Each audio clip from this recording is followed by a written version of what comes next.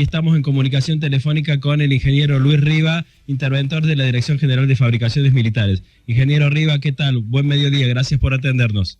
Buenos días, Figueroa. ¿Cómo está, Pedro? ¿Qué dice? Muy bien, Buenos muy días bien. A usted y a toda la audiencia de su radio. Muchas gracias por este tiempo. Ingeniero, ¿cuál es hoy la realidad de Fabricaciones Militares y si se está atendiendo y en septiembre se estaría dando esta reconversión a nivel legal o de figura legal como sociedad del Estado?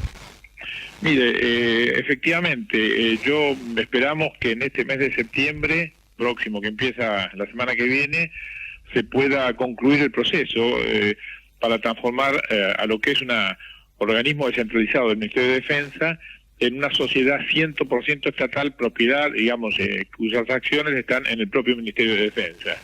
La diferencia fundamental en este cambio es que no hay nada en perjuicio, digamos, de que la empresa, el organismo, esté en manos del Estado y cumpla las funciones de suministrar una cantidad de elementos para las Fuerzas Armadas y de seguridad, pero al hacerlo en forma de sociedad tiene la posibilidad de tener una gestión productiva eficiente, cosa que hoy no pasa con Fabricaciones Militares. En el ámbito de defensa tenemos otras dos empresas, que son FADEA, en la fábrica de aviones en Córdoba, y Tandanol, los astilleros navales, que son sociedades anónimas inclusive. Nosotros hemos dicho que no necesitamos tener una sociedad anónima, que una sociedad del Estado, para garantizar que quedara en manos del Estado, era suficiente, pero sí necesitamos la forma de operar como empresa productiva. Eso es fundamental, y eso nos va a permitir tener una mayor efectividad, poder hacer más ventas, incrementar las ventas y tratar de lograr más rápidamente el equilibrio presupuestario que necesitamos para dejar de depender del Tesoro Nacional. ¿Por qué hoy no se puede hacer ese nivel de producción y ese nivel de facturación y de desarrollo de una empresa? Y le cuento por qué no se puede hacer. Porque, por ejemplo, usted tiene una licitación de armamento, de municiones o de chalecos.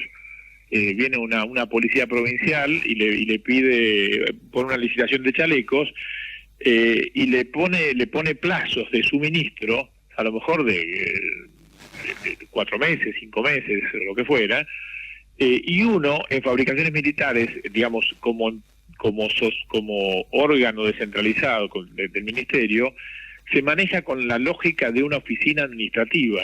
Entonces uno no puede tener stocks, no puede tener materia prima, no puede tener productos intermedios.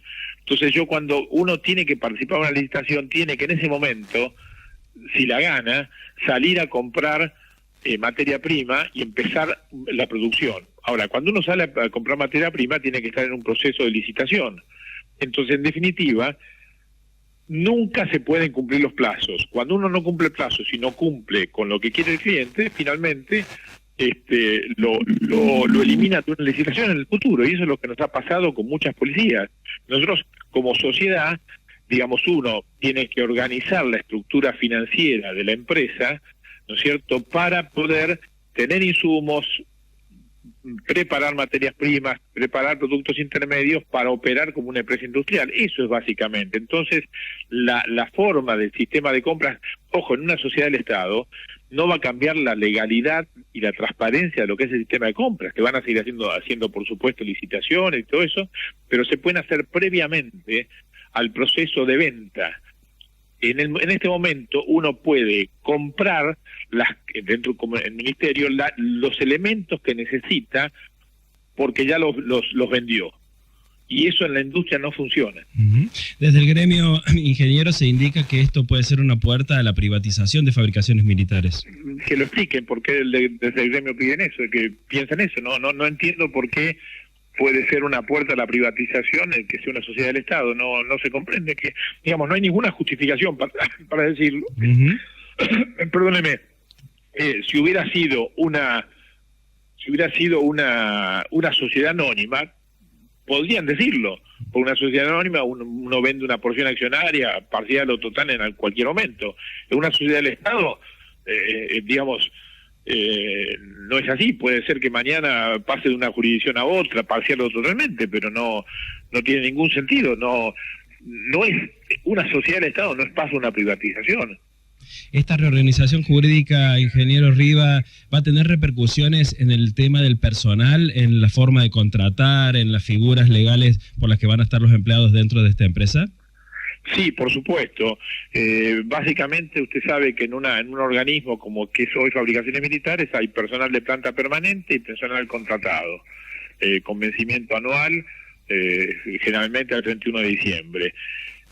La verdad es que, además, en el caso de Fabricaciones, la gran mayoría es personal contratado, tiene un 80% contratado y 20% de planta permanente, al revés de la administración pública que tiene mucha planta permanente en otros organismos.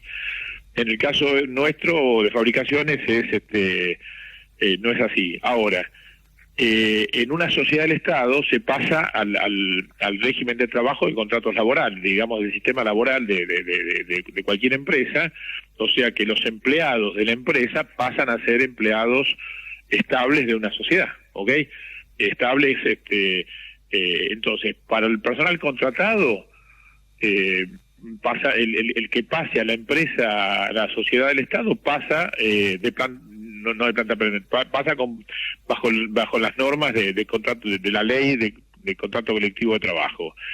Y al personal de planta permanente va a tener la opción de elegir si quiere pasar a la sociedad que se forma como, digamos, como personal bajo el régimen de contratos de trabajo, manteniendo la antigüedad y el nivel remuneratorio, el nivel remuneratorio que tiene, o si prefiere mantener el beneficio de la estabilidad, en cuyo caso quedará en la disponibilidad del Ministerio, no podrá quedar en Fabricaciones, porque obviamente en una empresa no puede haber gente con ese régimen. La gente está bajo la ley de contrato de trabajo. O sea que puede, visto desde la óptica de los empleados, perjudicar, entre comillas, a alguno y beneficiar a otros por la estabilidad, dependiendo de lo que decida cada uno. Mire, yo como le decía, casi el 85% hoy es personal contratado, o sea que ese 85% va a terminar su drama de que se renueva el contrato de trabajo y queda bajo la ley, se termina el contrato anual y queda bajo un régimen que obviamente es un régimen que hay incorporaciones y desvinculaciones en cualquier momento con los regímenes de antigüedades que corresponda, ¿no es cierto? O sea que el 85% de alguna manera va a estar en un régimen más razonable y más estable, porque le debo decir que mi punto de vista es totalmente negativo a estos tipos de contratos. Digamos, este tipo de contratos son para operaciones muy puntuales que en algún momento del año requieren reforzar una plantilla, pero no son para contratos que tengan que renovarse año tras año. Entonces me parece que es mucho más lógico el sistema. Ese 15% de planta permanente, ya hemos ido sondeando y preguntando a la gente, hay varios muchos de ellos que van a pasar al régimen, hay otros que sus condiciones personales pueden preferir la estabilidad.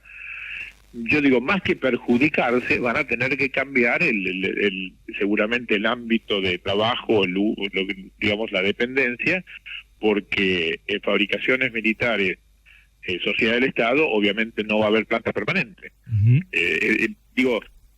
Alguno puede ser una desventaja y puede considerar una desventaja, y por supuesto ese derecho adquirido no lo van a perder, y se tiene que manejar en las generalidades de la ley dentro de la misma jurisdicción del Ministerio de Defensa. Todo este programa y este proyecto, ingeniero, se presentaba como un sinceramiento que incluyó despidos. ¿Va a haber nuevas desvinculaciones en Fabricaciones Militares? Mire, creo que hay que mirar hacia adelante y es el momento de afirmar algunas cosas.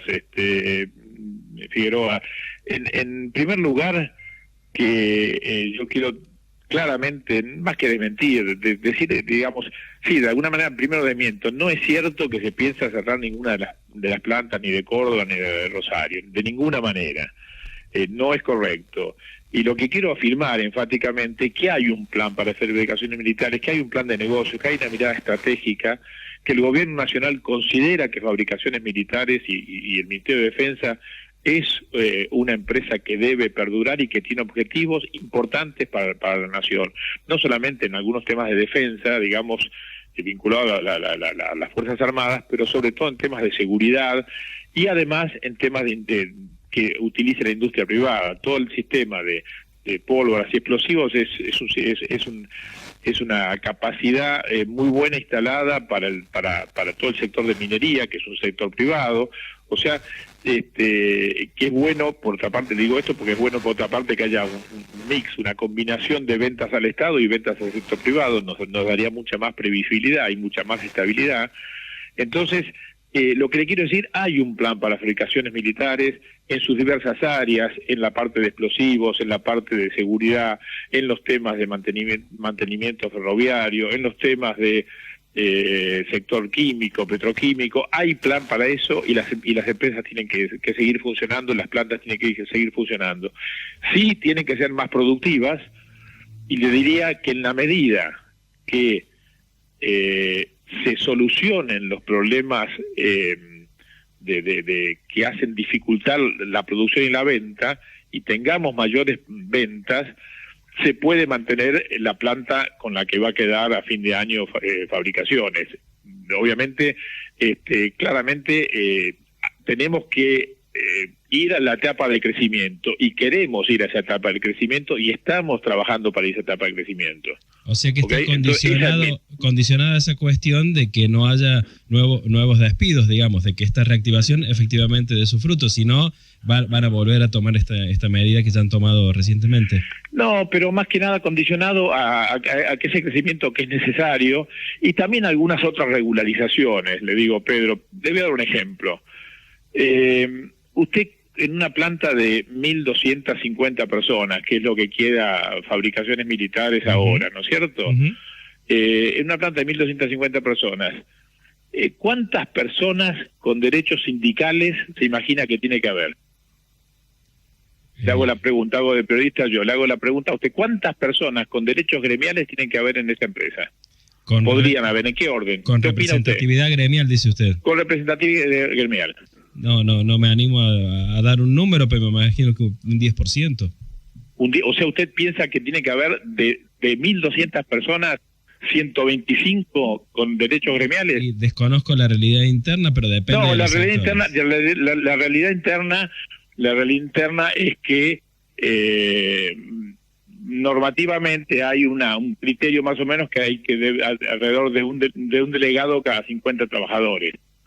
Esa es la normativa. Eso me da a mí 30 delegados en toda la ¿no? Me da 30 delegados, de los cuales además tienen que trabajar, tienen horas para hacer su tarea gremial, que las paga la empresa, pero tienen que trabajar, ¿no es cierto? Bueno, yo le digo que en fabricaciones militares, con 1.250 personas, hay 120 personas con derechos gremiales, de las cuales casi la mitad ni siquiera concurre a trabajar. ¿Y eso lo presenta como una cuestión negativa a solucionar?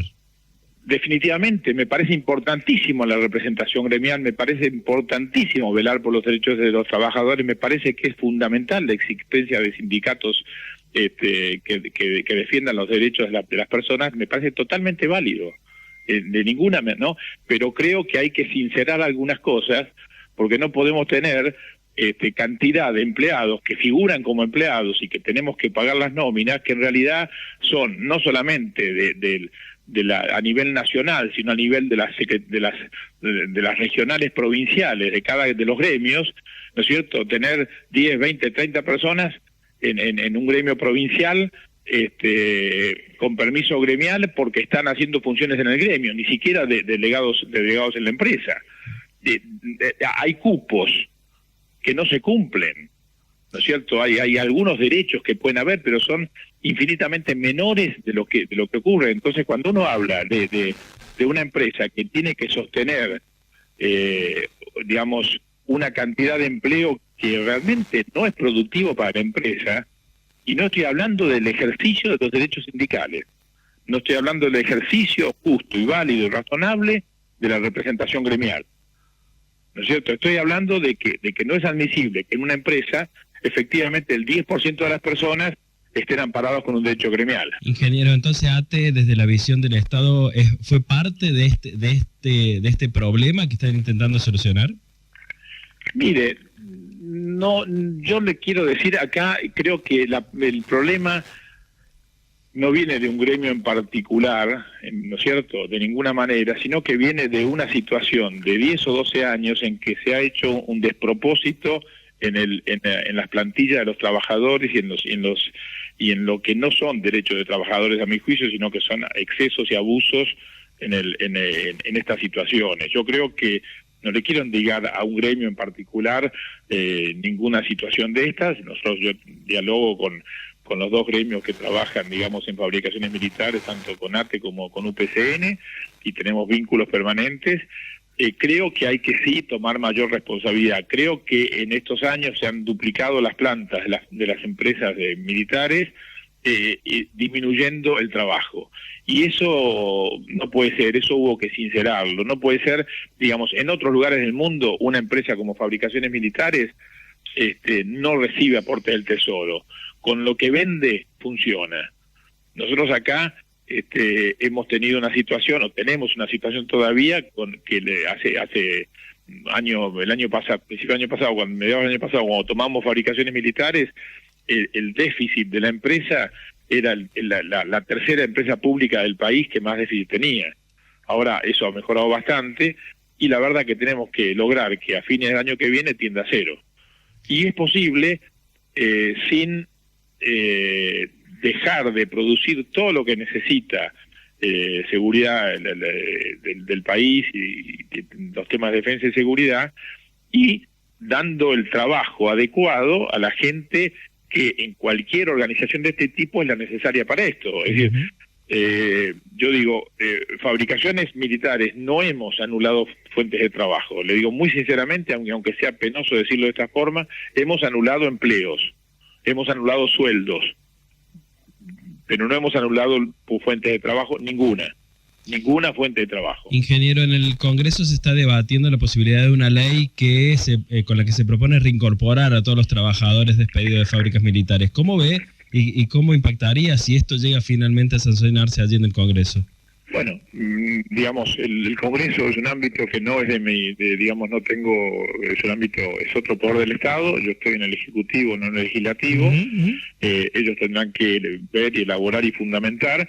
En estas cosas hay que ser, digamos, muy realistas, y quienes tienen que legislar tendrán que ser realistas en ver en que si se definen ciertas decisiones con respecto a las plantillas de las personas en las empresas de fabricaciones, en otras empresas del sector defensa, eso significa un subsidio. Tendrá que decir cómo se paga, digamos, porque si se quieren imponer nóminas de personal y no se dicen cómo se pagan, es una carta a los Reyes Magos, como yo lo llamo. Realmente no se puede pretender que tengamos estabilidad fiscal, que bajemos los impuestos, que tengamos menos inflación, que tengamos menos gasto, y poner en una nómina de una empresa productiva gente que no es necesaria para producir. Ingeniero, abusando de su tiempo, últimas dos consultas muy puntuales. La primera, hoy en Río Tercero circuló una versión de que una comitiva rusa llegaría a la ciudad con intención de tomar contacto con Fábrica Militar Río Tercero. ¿Hay algo de esto desde la órbita suya? Sí, es correcto. En realidad no hay una reunión hoy con una empresa rusa que está invirtiendo fuertemente en el país, en otra zona del país, y que está haciendo una inversión muy millonaria en temas de fabricación de trenes, pero no tienen capacidades para lo que hacemos nosotros de mantenimiento de vagones de carga, y estamos viendo oportunidades de participar conjuntamente en algunos temas que justamente traiga mayor trabajo a fabricaciones militares, que pueda permitir esa estabilidad. Sí, efectivamente, hoy está un grupo de gente allá que estamos trabajando, y en este tema pasan permanentemente estas cosas. En varios ámbitos estamos colaborando y tratando de hacer acuerdos con personas que puedan llevar más trabajo a fabricaciones militares. De eso se trata, y en eso estamos, y hablaremos con esta empresa rusa, TMH, y con otras que vean,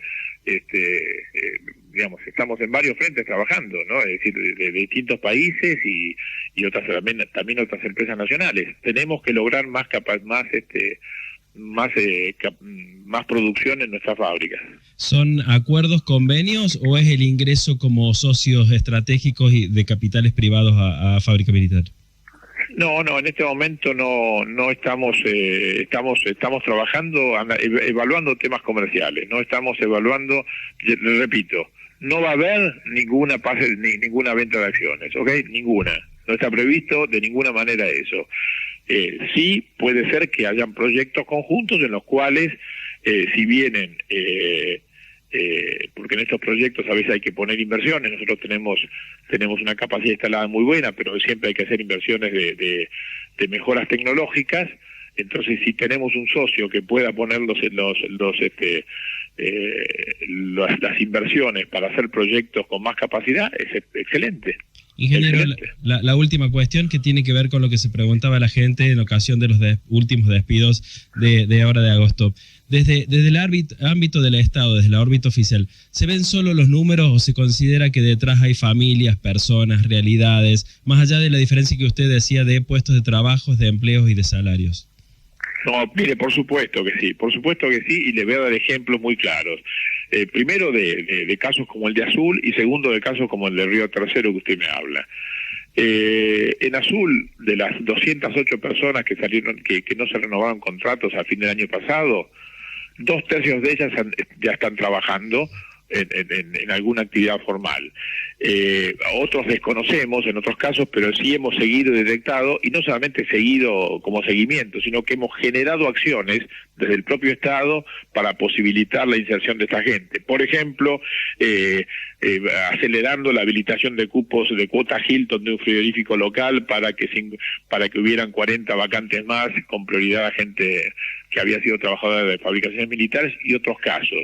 Ahora estamos trabajando con la provincia de Buenos Aires, con la gobernación y la secretaría y el Ministerio de Producción de la provincia. Estamos trabajando en el pase de unos terrenos donde tenemos unas minas unas canteras de piedra dolomítica para hacer, en donde hay intereses de inversores privados para hacer explotación de las canteras. Obviamente una de las condiciones es la incorporación, incorporación a ex trabajadores de fabricaciones militares. Eso lo estamos haciendo en Azul.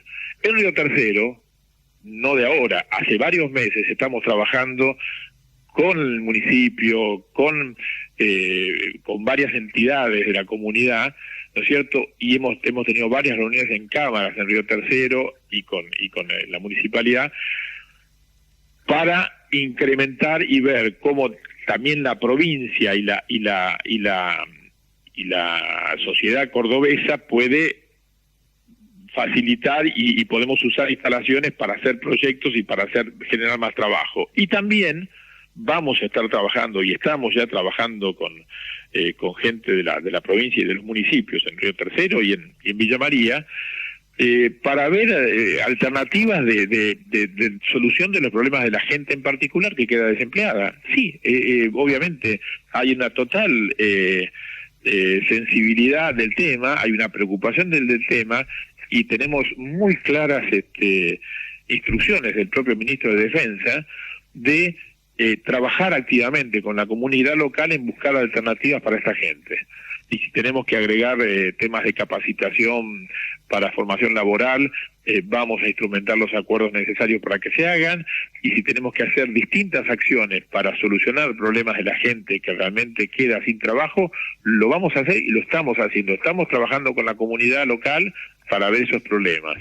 Claramente es eso. Lo que no queremos, lo que queremos es ser realistas y sincerar las cosas. Creo que hay que buscar la ayuda social para posibilitar el trabajo y para posibilitar la inserción laboral. Por supuesto que hay que hacer todos los esfuerzos que sean necesarios, y fabricaciones militares va a hacer lo propio. Sí, queremos tener una empresa que sea sustentable y que pueda funcionar sin requerir subsidios como empresa. Ingeniero Luis Riva, interventor de la Dirección General de Fabricaciones Militares, muy amable por su tiempo, muchas gracias por este contacto y hasta cualquier momento. Bueno, gracias a usted, saludo nuevamente a usted y a toda la audiencia. Hasta pronto, hasta luego.